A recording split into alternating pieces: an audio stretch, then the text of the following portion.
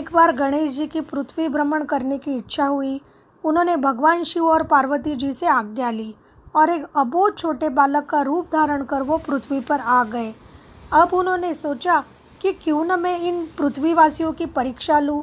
वो घूमते घूमते तारापुर गांव में आ गए।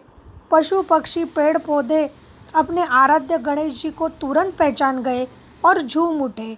वर्षा रानी ने भी उनका भव्य स्वागत किया। घूमते घूमते वो तारापुर गांव में आ गए।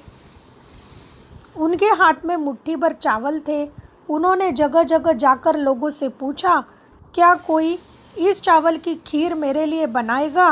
पर लोग हंसने लगे। खीर बनाने के लिए क्या क्या सामग्री चाहिए, इस अबोध बालक को क्या पता।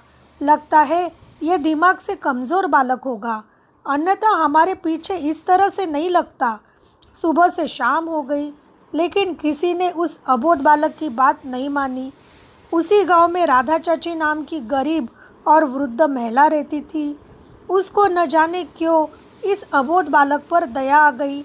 उन्होंने सोचा, मेरे घर में थोड़ा बहुत दूध तो होगा, उससे खीर बनाती हूँ। इस बेचारे का मन होगा शायद खीर खाने का। फिर भगवान किस रूप में आ जाए कौन कह सकता है। जैसे राधा चाची ने खीर बनाना शुरू किया, अचानक से उसमें दूध और मेवे आ गिरे और मुट्ठी भर चावल की खीर से एक बड़ी हंडी भर गई। राधा चाची की आंखें फटी की फटी रह गई। फिर उसने उस बालक को बोला, बेटा आके खीर खा लो। बालक ने कहा, माई इस खीर को खाने का निमंत्रण गांव वालों को देना। तो राधा चाची ने लोगों को घर पे बुला के खीर खिलाई। कुत्ते बिल्ली को भी खीर खिलाई। उसके बाद मंदिर में भिखारियों को खीर खिला के राधा चाची घर वापस आ गई।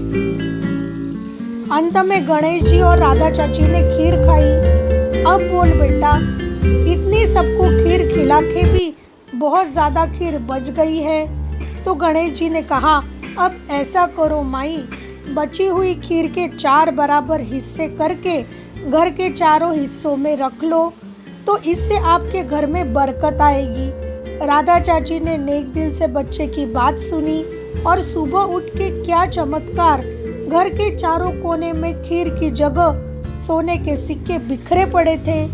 राधा चाची गणेश जी की लीला तुरंत समझ गई। इन पैसों से उनकी गरीबी तो दूर हुई, पर उन्होंने गांव में बहुत अच्छे काम किए। स्कूल अस्पताल खुलवाए, गरीबों को रोजगार दिलाया, मंदिर में अन्नदान कराया और हर संकष्टी वो अपने हाथों से खीर बना के गांव में सबको बांटती थी।